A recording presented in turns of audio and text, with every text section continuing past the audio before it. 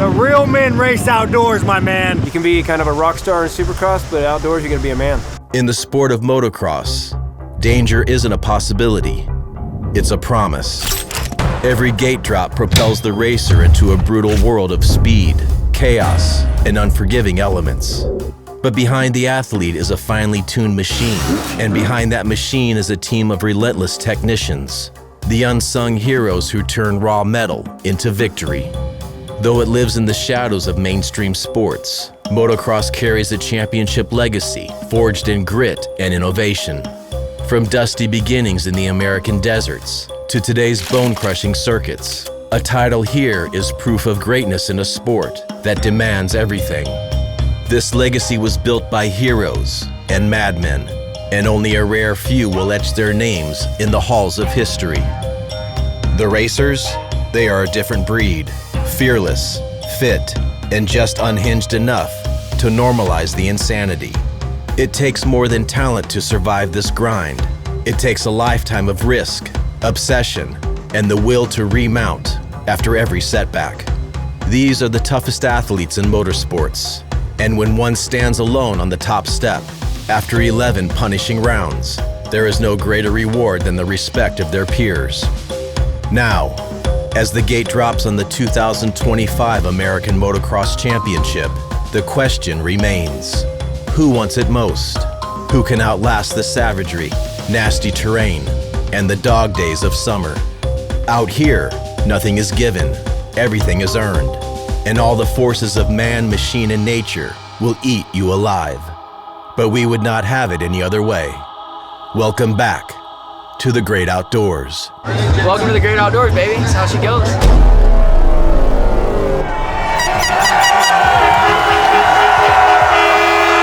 Just looking out at the physicality required. We're racing in the dead of sun, man, and the track's all whooped out and gnarly, just looking to like pull these guys down and just, it's a survival of the fittest deal, man. The best man wins. Whoever gets the lowest scores in those two motos for the overall win, that's who's the strongest, fastest guy in the day. Dude, I don't know, we're dirty as heck, bro. You gotta be a lifer, dude, in moto to cut in the outdoors, dude. To go to a Supercross in the Coliseum where it's like 60 degrees at night and there's 65,000 people in there. Supercross, you get spoiled, dude. 50,000, 60,000 screaming fans. We need that here, but yeah, it's dusty, dirty. Where these motocross races, like we're out here today, man, in Paula, you know, this Fox Raceway, man, the sun's beating down. I'm sweating. I'm a fan. I'm walking around. I'm sweating and hot. Supercross for sure. Parked on the pavement. I don't want to be in the dirt. My hair's not. I like Supercross because you can see everything better. Motocross, like there's sections where he's like battling with somebody. He's making for a pass for a lead, and he goes off in the back section, and you're just sitting there. There's like no TVs to see it, and you're like, hope he didn't go down. Hope he got him. And so it's just, you don't get to see as much. I like Supercross and motocross better. Motocross, Supercross, I can just get rid of it. Why do you like moto better? Because you got to be a savage to win outdoors. It's not Supercross. A lot of guys can run up front of Supercross. You come to outdoors and you got to be a dog. It's tough. We only have 1 weekend between Supercross and motocross, so it's tough. I would say Supercross were sick, but outdoors are more satisfying, you know. So, I don't know, maybe outdoors. Supercross and motocross, what do you prefer? Hey, I love some outdoors, but honestly, I just love racing my dirt bike. I love both. What makes motocross motocross and what makes supercross supercross, so I'm good with whatever. Although 40 riders lined up for the start of the 250 class, only a few were considered true contenders. Names like Levi Kitchen, Ty Masterpool, Chance Hymas, Joe Shimoda, Julian Beaumare, and Tom Vial anchored the cast. But all eyes were on the reigning champion, Hayden Deegan. Moto was solid. Got like a 5th place start. Made my way up to the lead. Put like 4 laps in, and we got a good gap. Hopefully we get a better start in the second moto, but hopefully we go out there and do the same thing to the dub. That's all. Outdoor race is a dogfight, man. This is a real deal.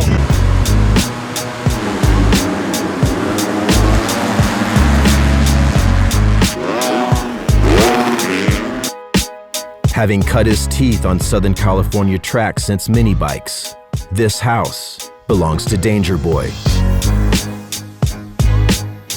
Team Honda's Joe Shimoda was impressive with a runner-up position, and KTM's Tom Vial landed on the third step of the podium. But the day belonged to Danger, and it seemed that nothing will stop the destruction. 1-1 on the day, perfect way to start the outdoor season.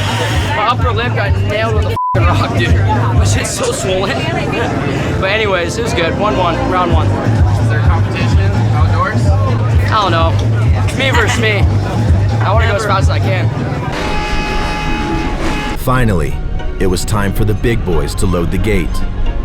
These are the premier 450 class racers. They are the most seasoned and highest paid athletes in my sport.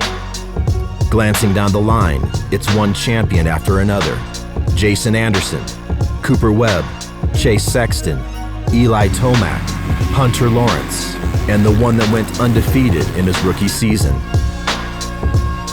This is Jet Lawrence, and if you have followed his story over the last year, the pressure to prove that he is still the one is more crushing than the weight of the world. But the real story at the season opener was a clash between two generations of talent.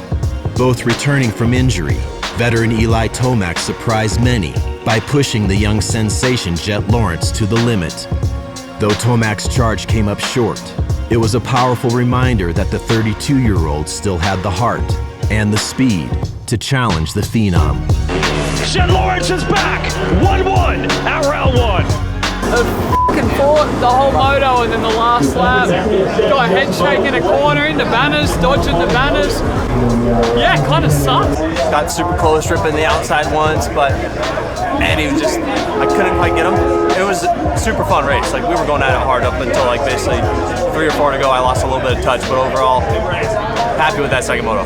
With tears on the podium, it was clear Jet needed this win as if his life depended on it. Yeah, it's good to be back. Is it good to be back? It's good to be back, and it's good to keep the streak going here. I was nervous, honestly. Go ahead.